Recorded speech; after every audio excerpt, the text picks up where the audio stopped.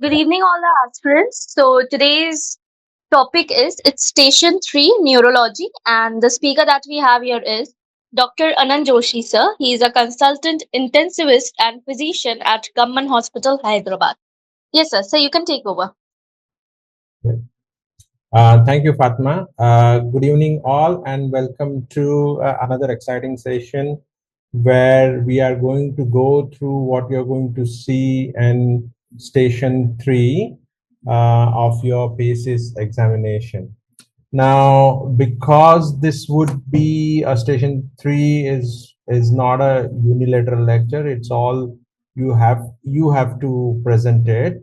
For the initial, I will take you through a case with it, and then a bit of an interaction for the initial thing would be helpful, instead of just being a a passive audience. I'm going to then take you through what would be the correct way to answer and how usually the case goes through. You will be given a short case summary or case vignette, as we call it, and that's how the things will move.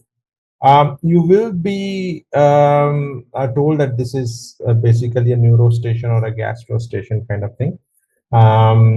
So there is nothing major confusion in this.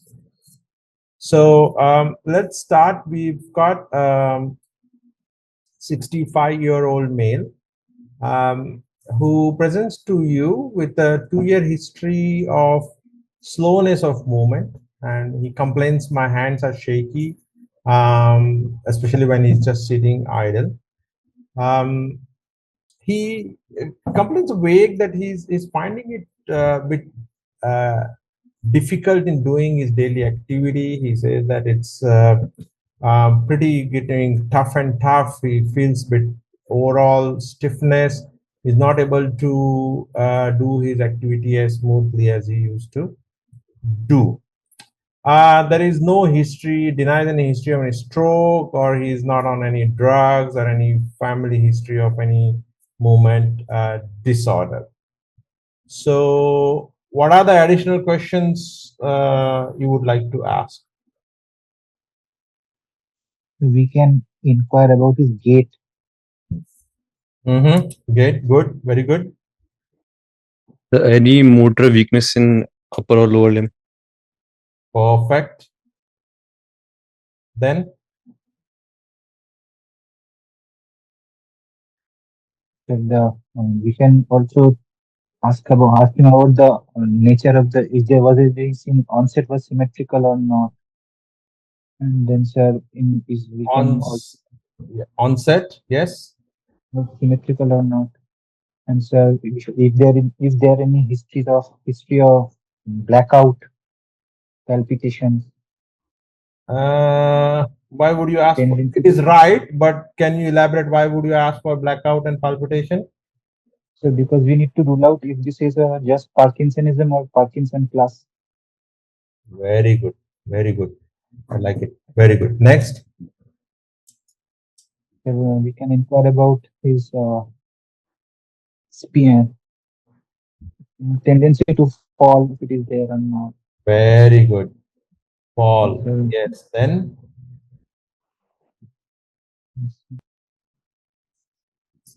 Yeah. So you guys have covered most of things. Anything else? So what makes it worse or what makes it better?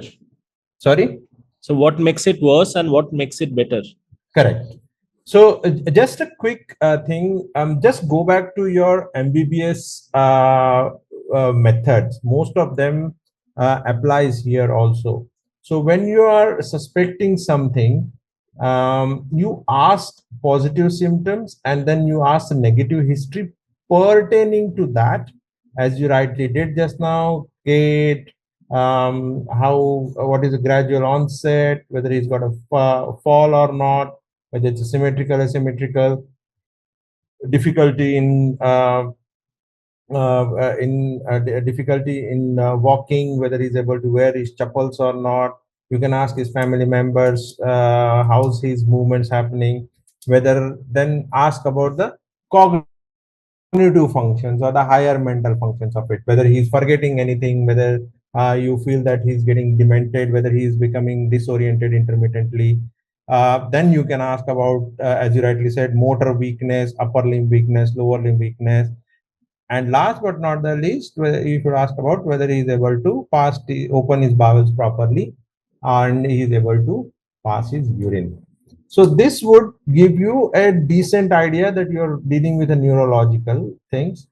You will also be able to delineate whether you are dealing with some brain issues or whether you are in presynaptic, postsynaptic, that is upper motor neuron kind of issues or a lower motor neuron kind of issues, and whether he had any such symptoms, recurring symptoms or similar kind of symptoms before. Correct? So now it's once you have gone it, I will go with a slightly in detail about this question. So for this presenting complaint, especially now you know what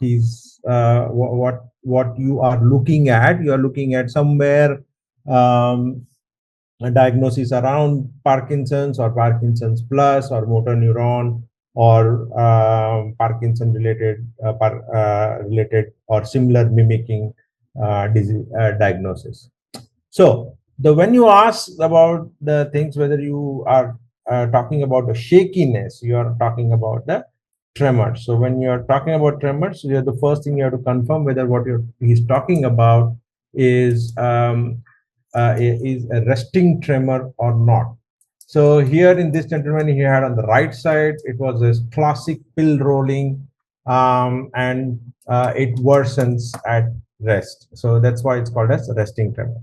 The second thing you would be focusing, and as you rightly pointed out, was gait. So whether the gait has slowed, whether there is a difficulty in initiating the movement. So for that matter, whether it's just sitting and trying to grab a cup or grab a stick or trying to grab something. So that would give us an idea whether this gentleman has got any bradykinesia or not. Then he can say about he or